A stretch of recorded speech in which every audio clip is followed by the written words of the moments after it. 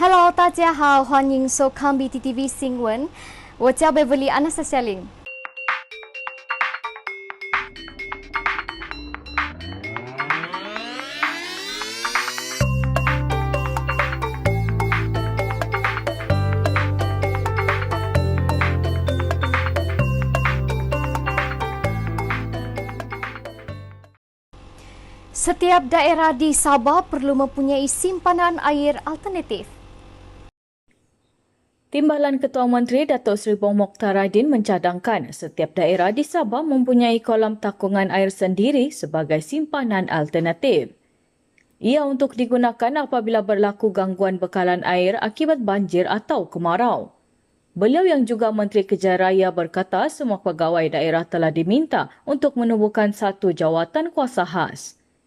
Jawatan kuasa khas itu dianggotai oleh beberapa agensi seperti Jabatan Air Negeri Sabah, Jabatan Kejaran Raya, Jabatan Pengairan dan Saliran, Jabatan Mineral dan Geosains serta lain-lain agensi berkaitan. Ia bagi membincangkan pelancadangan serta tindakan bagi menyediakan kolam takungan air. Menurut Bong, cadangan dan laporan terperinci yang disyorkan oleh jawatan kuasa berkenaan memudahkan pihak kerajaan untuk mengambil tindakan susulan. Ini termasuk menyediakan peruntukan untuk melaksanakan projek ini. Beliau berkata demikian selepas mendengar taklimat dari Jabatan Kejaran Raya JKR Pitas mengenai kerosakan jalan raya serta paip air ekoran banjir baru-baru ini.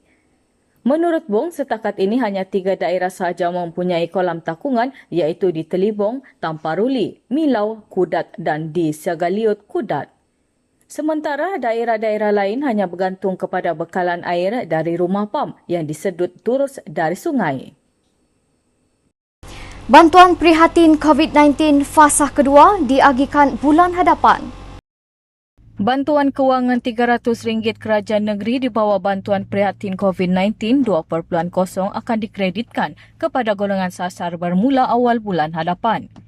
Menteri Pembangunan Masyarakat dan Kesejahteraan Rakyat Syahelmi Yahya berkata di bawah kementeriannya golongan sasar yang akan menerima bantuan RM300 itu adalah ibu tunggal, warga emas, orang kelainan upaya, OKU dan anak yatim. Sementara itu bantuan bakul makanan kepada keluarga isi rumah yang dikuarantin, IKASI dan golongan B40 akan mula diagihkan kepada penerima minggu depan. Bantuan prihatin COVID-19 2.0 fasa kedua ini melibatkan lebih 300,000 penerima. Bantuan ini turut disalurkan kepada penduduk dalam kawasan Perintah Kawalan Pergerakan Diperketatkan PKPD dan penerima IKASI. Ini kita kategorikan golongan yang ada risiko. Jadi yang ini akan diagihkan oleh tenaga kerja seperti rela, ATM yang terlatih. Manakala bagi keluarga isi rumah yang seperti dalam senarai IKASI ataupun B40, ini kita akan bawa hikmat daripada sukarelawan untuk membantu dalam minggu depan. Ya. Mengenai bantuan bakul makanan untuk mangsa banjir di Pitas, Syahelmi berkata ia masih diteruskan. Pada 2 minggu lepas saya berada di Pitas, menyaksikan sendiri keadaan semasa di situ. Memang ada beberapa kampung yang terputus hubungan, di mana disebabkan oleh tanah runtuh, tebing-tebing sungai runtuh, jadi jambatan terputus dan tidak dapat dihubungi melalui jalan darat.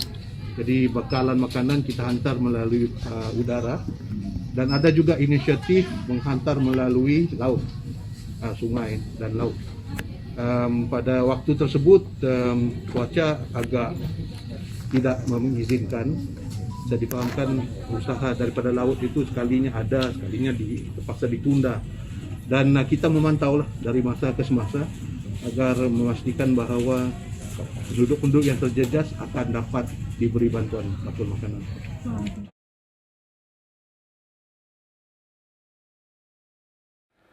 Sebanyak 34 premis perniagaan di Sabah dikenakan tindakan atas pelbagai kesalahan mengikut akta yang dikuatkuasakan Kementerian Perdagangan Dalam Negeri dan Hal Ehwal Pengguna KPDN HGP. Menteri Pembangunan Masyarakat dan Kesejahteraan Rakyat Syahelmi Yahya berkata 34 premis itu antara 5,054 premis perniagaan yang diperiksa sejak pelaksanaan Perintah Kawalan Pergerakan PKP pada 13 Januari lalu. Ia membabitkan rampasan berjumlah RM32,015. Katanya, antara kesalahan yang dilakukan termasuk kegagalan meletakkan tanda harga, peniaga tidak memiliki lesen atau permit untuk menjual atau menyimpan barangan kawalan berjadual seperti minyak masak, gula, tepung gandum, gas petroleum cecair LPG, petrol dan diesel tanpa kebenaran, serta meletakkan harga yang mengelirukan ke atas barangan dan menggunakan alat timbang dan sukat yang tidak ditentusahkan untuk tujuan perdagangan. Beliau berkata, daripada jumlah itu, sebanyak 17 kes dikenakan tindakan di bawah Akta Kawalan Harga dan Anti Pencatutan 2011, 5 kes di bawah Akta Kawalan Bekalan 1961, 2 kes di bawah Akta Perlindungan Pengguna 1999 serta 10 kes di bawah Akta Timbang dan Sukat 1972. Katanya, daripada 34 premis itu, ada yang dikenakan kompaun, ada yang masih dalam siasatan dan ada yang akan didakwa di mahkamah bergantung kepada keputusan Timbalan Pendakwa Raya.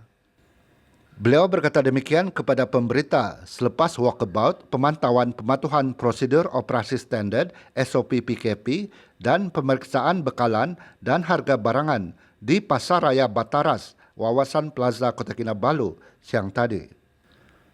Syahelmi berkata tinjauan turut mendapati barangan keperluan asas adalah mencukupi sepanjang tempoh PKP. Kita ikuti perkembangan situasi semasa COVID-19 di Sabah. Malaysia mencatatkan kes positif COVID-19 harian tertinggi dengan 5,725 kes dilaporkan hari ini. Setelah mencatatkan penurunan selama 5 hari berturut-turut, kes positif baru COVID-19 di Sabah kembali meningkat dengan 288 kes dilaporkan hari ini berbanding 282 kes malam. Ini menjadikan jumlah kumulatif kini 48,307 kes. Jadi hari ini ada sedikit penambahan sebanyak 6 kes. Tapi ini menunjukkan kita masih dalam kedudukan yang agak stabil. Dan harapan kita ialah kita dapat mengakalkan tren stabil ini agar kita dapat melihat hasil yang lebih baik dalam masa-masa terdekat. Menteri Kerajaan Tempatan dan Perumahan, Datuk Seri Masidi Manjun berkata, 2 kes kematian dilaporkan di Sabah hari ini, iaitu 1 di Kota Kinabalu dan 1 kes lagi di Papar. 2 kluster baru turut dilaporkan di Sabah hari ini, iaitu kluster Tinanom Ranau dengan 46 kes kumulatif. Kes indeks bagi kluster ini adalah seorang pelajar yang dikesan positif melalui saringan masuk asrama. 1 lagi ialah kluster Jalan Sepangar, Kota Kinabalu dengan 12 kes kumulatif setakat ini. Jadi itulah, tolonglah. Cubalah kita elakkan postpone dulu kalau ada ramai-ramai. Ya. Kita tunggu dulu kes ini sedikit sebanyak, dia berangsur pulih. Apabila tidak ada sekatan, bolehlah anjurkan ramai-ramai apabila semuanya dianggap semua sihat. Ya. 468 pesakit telah sembuh hari ini, manakala 2,424 pesakit sedang menerima rawatan. Masidi berkata belum ada sekolah yang ditutup akibat COVID-19 di Sabah. Dalam masa 20 hingga 26 Januari, seramai 10 orang pelajar dan 4 orang guru telah disahkan dijangkiti COVID, yaitu seorang guru di Sekolah Menengah St. Mary Sendakan, 7 orang pelajar asrama, 1 orang pelajar luar, dan 2 orang guru di SMK Ilupura. Seorang guru dan seorang pelajar di SMK Batu Sapi, dan seorang pelajar di SMK Perempuan Sendakan. Bagi murid yang tidak dijangkiti, Sisi PDPR berjalan seperti biasa, iaitu melalui pembelajaran dalam talian dan menggunakan modul pembelajaran bercetak yang telah disediakan oleh guru masing-masing. Soalan ketiga, selain daripada 4 sekolah tersebut, ada sekolah lainkah yang juga ada lagi sekolah lain yang telah diarah ditutup? Setakat 29 Januari, belum ada sekolah lain di Sabah yang diarahkan tutup untuk membendung penularan COVID-19 di kalangan pelajar. Sabah turut memberikan kelonggaran bagi kebenaran masuk ke negeri ini mengikut kategori dan kriteria tertentu semasa pelaksanaan Perintah Kawalan Pergerakan PKP.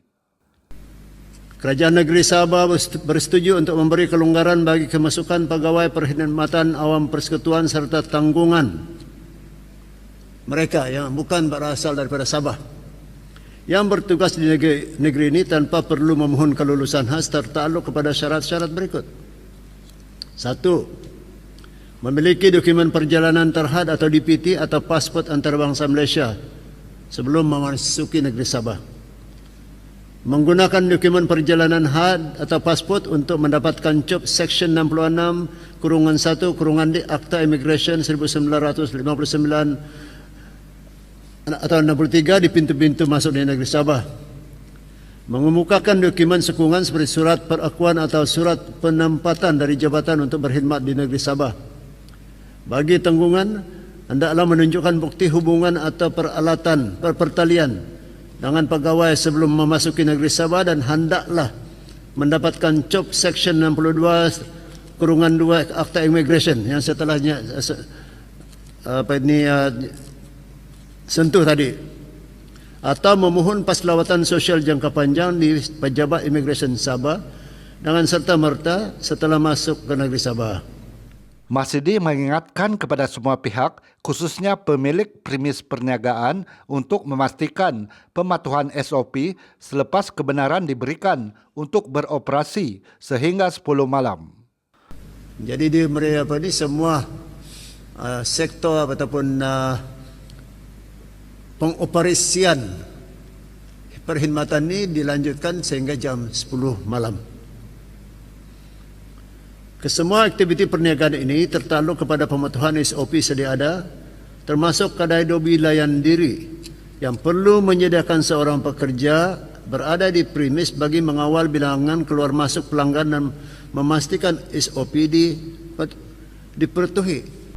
Kadar pematuhan penduduk Sabah ke atas SOP PKP menurun kepada 92.85%. 322.749 bakul makanan telah diagihkan setakat ini. Latihan Perang Borneo menguji ketangkasan aset TLDM. Tentera Laut Diraja Malaysia TLDM telah melaksanakan latihan Perang Borneo 1 Palang 2021 di perairan Laut Cina Selatan semalam. Markas Pemerintahan Armada Timur dalam satu kenyataan memaklumkan latihan pada tahun ini melibatkan Kedi Kedah, Kedi Keris, Kedi Pari dan Kedi Ganas. Turut menyertai latihan kali ini adalah helikopter EC-725 Tentera Udara Diraja Malaysia TUDM dari Pangkalan Udara Labuan. Latihan bertujuan untuk menguji ketangkasan dan kesiagaan aset-aset TLDM di bawah pemerintahan Armada Timur. Latihan turut menguji kecekapan warga dalam melaksanakan konsep peperangan, navigasi dan ilmu kelautan. Antaranya melawan kebakaran dan mengawal kebanjiran di atas kapal, latihan menembak serta latihan pemindahan semasa di laut. Turut serta dalam latihan ini adalah Panglima Armada Timur, Laksamana Madya Datuk Sabri Zali dan Timbalan Panglima Armada Timur, Laksamana Pertama Sazali Syawik. Latihan dilaksanakan dengan mengikut SOP ketat bagi mengekalkan momentum anggota dan kebolehupayaan aset TLDM di Armada Timur. Latihan ini turut menjadi pemangkin untuk menyediakan armada yang kompeten dan sentiasa bersedia tanpa mengira situasi aman maupun ketika perang. Seramai 49 pendatang asing tanpa izin parti ditahan Jabatan Imigresen Sabah dalam serbuan di Rumah Setinggan di Taman Bunga Sulaman, Kota Kinabalu, Selasa lalu. Pengarah Imigresen Sabah, Datuk Dr. Muhammad Sadeh Muhammad Amin berkata, operasi yang diselaraskan Timbalan Penolong Pengarah Imigresen Kanan TPPK Hasanal Awang Hashim mendapati rumah setinggan parti itu dibina di tanah simpanan kerajaan. Dalam operasi ini, seramai 114 orang warga asing telah diperiksa. Daripada jumlah tersebut, seramai 29 orang warga Filipina serta 20 orang warga Indonesia ditahan. Mereka yang ditahan terdiri daripada 23 orang lelaki, 12 wanita, 9 kanak-kanak lelaki serta 5 kanak-kanak perempuan. Beliau berkata, antara kesalahan yang dikesan ialah tidak mempunyai pasport atau pas yang sah, tinggal lebih masa dan melanggar syarat pas. Menurutnya, kesemua tahanan ditempatkan di pusat kuarantin dan transit Depo Imigresen Papar sebelum proses pengusiran dijalankan. Operasi bersepadu bermula jam 11.50 malam itu turut disertai Polis Diraja Malaysia, Jabatan Pendaftaran Negara, Angkatan Pertahanan Awam, Jabatan Sukarelawan Malaysia, Dewan Bandaraya Kota Kinabalu, Jabatan Tanah dan Ukur Sabah serta Sabah Electricity Sendirian Berhad. Seorang pemuda orang kurang upaya OKU Lembam menawarkan perkhidmatan membuang sampah dari rumah ke rumah dengan upah serendah RM1 selepas kehilangan pekerjaan tahun lalu. Gideon J. Joplik, 35, memulakan perkhidmatan itu di sekitar Taman Putrajaya Telipuk sejak 2 minggu lalu selepas dicadangkan ahli keluarga. Menurut Gideon, dia tidak menyangka usahanya itu mendapat sambutan dalam kalangan penduduk setempat, malah ada yang membayarnya lebih. Idea untuk melakukan kerja-kerja itu dicetuskan abang iparnya. Sebelum ini, Gideon selalu ke rumah kakaknya di Blok Berhampiran dan kerap membantu abang iparnya membuang sampah ke tempat pengumpulan sampah. Lama-kelamaan, abang iparnya mencadangkan Gideon melakukan perkhidmatan itu dengan kadar upah RM1 bagi setiap bakul sampah. Gideon, anak bongsu daripada 3 beradik, melakukan pekerjaan itu kerana sudah tidak bekerja sejak pelaksanaan Perintah Kawalan Pergerakan PKP tahun lalu. 晚安，再见。